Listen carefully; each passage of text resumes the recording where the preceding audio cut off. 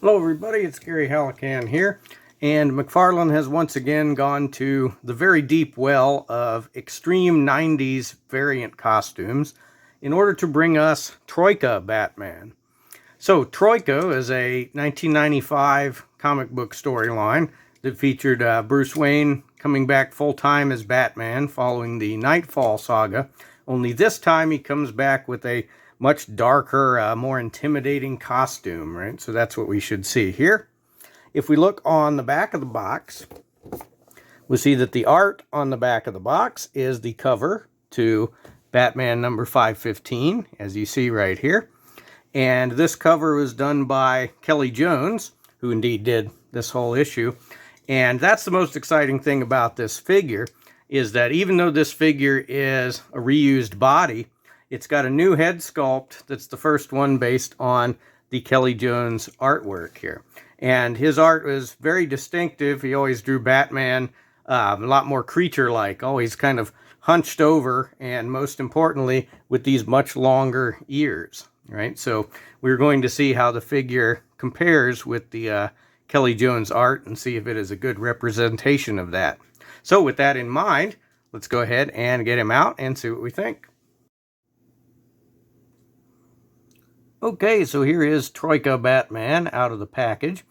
And as I mentioned, it is a reused body. It's the Three Jokers Batman body, which is also the same one used on the Plastic Man Wave Batman, as you can see here, with the main difference being the ankles and the forearms. So this figure has the spines on the boots, which I think were pretty much a one-off thing for this storyline. We never really saw those again in the comics, so that makes this one a little bit unique. And you can see he does have a wired cape. It's the more sort of canvas type material, like the Adam West cape, and instead of the more spandex type. So we're probably not really going to get it to lay down too much more than this, but we should be able to get some good action poses with it. The back of the neck is a little strange because there's kind of this big bunch up section of cape there on the back of the neck, and then it goes into the wired cape. So that maybe looks a little bit funny, but not too much of an issue or anything there. I may have gone with one of the skinnier bodies for this, just based on the artwork, but actually getting him out of the package, I think this body works pretty well, because this body has the extra long legs, right? And so actually getting it out and looking at it, I think it does look pretty close to the artwork now that I handle it a little bit. But what we've all come for with this figure is, of course, the head sculpt.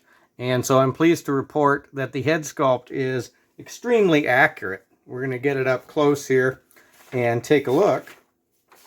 But if we compare it to, say, this page of the comic book, let me get the head up close here for you.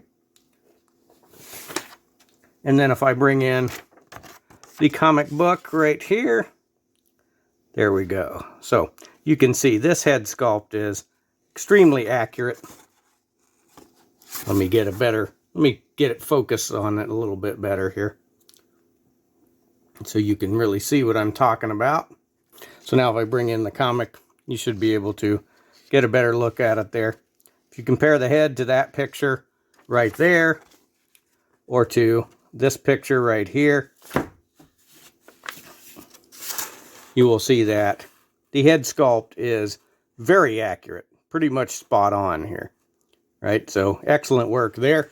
So aesthetically, the only thing I might say is wrong with this guy is, if you do look through the comic, you'll see that the cape really should be a different color than the rest of his outfit.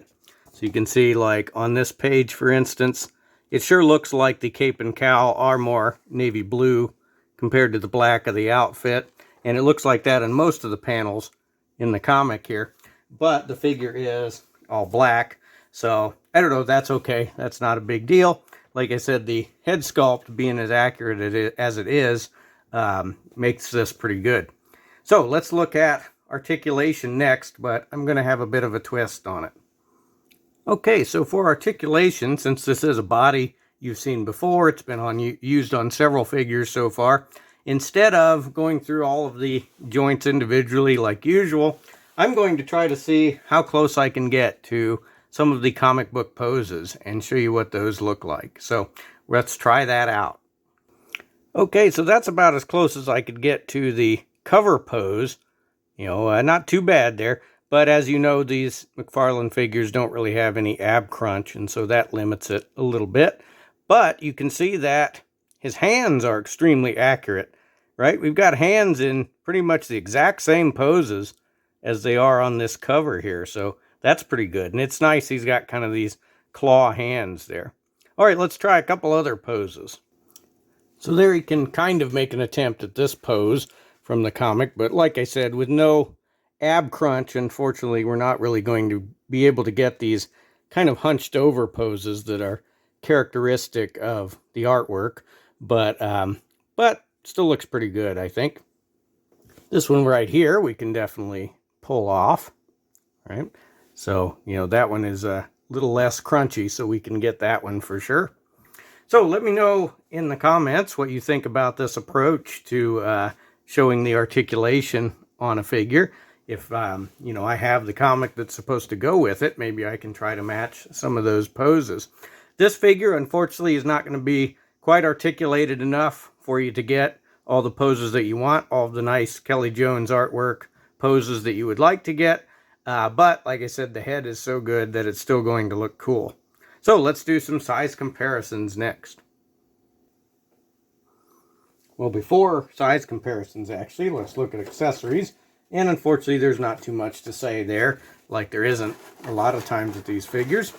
We have a card and the stand. And this stand actually has the old school DC logo on it, right?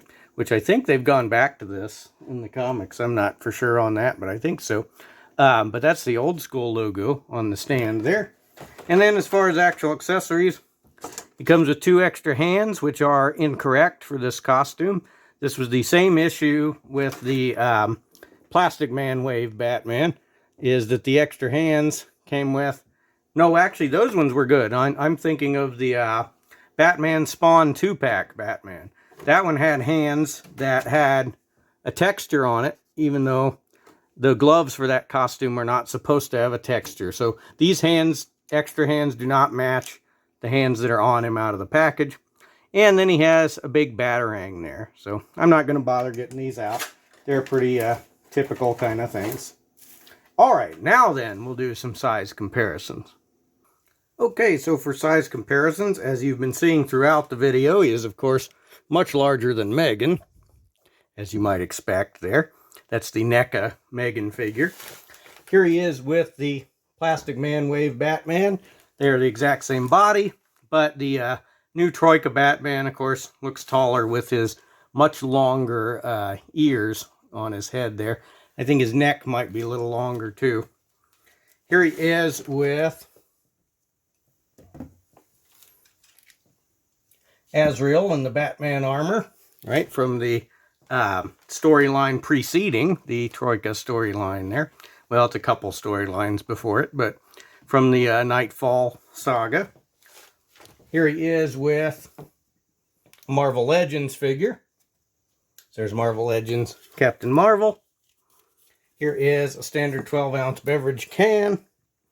And of course, here is John Cena. So he definitely is a large and imposing looking figure. Definitely could strike some fear into criminals in the night. All right, so that is the Troika Batman. As I said, it's reused body. Mostly you come to this one for the head sculpt. And the head sculpt is very good. As you saw, it is extremely accurate to the artwork. So let me know in the comments if you think that's worth it to get this figure, to get another variant of Batman, right? And let me know who your favorite Batman artist is. And let me know what else is cool. And we'll see you in the next review.